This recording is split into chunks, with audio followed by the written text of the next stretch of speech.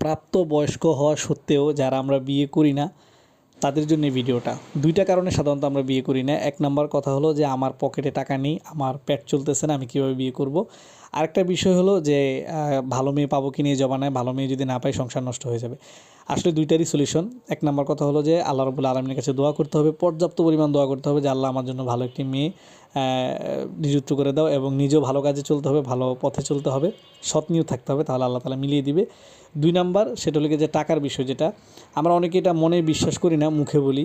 সেটা হলো কি যে বিয়ে করলে রিজিক বাড়ে, বিয়ে করলে রিজিক বাড়ে। জি ভাই, সত্যি বিয়ে করলে অবশ্যই আল্লাহ রাব্বুল আলামিন বারাকা দান করে, সন্তান হলেও বারাকা দান করে। তার থেকেও আফসোসের বিষয় যে বিয়ে করার পরে আপনি যেই খেজমতগুলো পাবেন এটি যে কত টাকা মধুর হয়, কতটা মানে আনন্দময় হয়, সেটা আসলে বুঝাতে পারবো না। যারা বিয়ে করছে, যারা এরকম গিফট পাইছে, তারাই শুধু বলতে পারবে। যেমন এই যে আমি একটা গিফট পাইলাম, আমার খাবার আনার জন্য খুব কষ্ট হয়, তা আমার ওয়াইফ আমাকে গিফট করলো। অনেক অনেক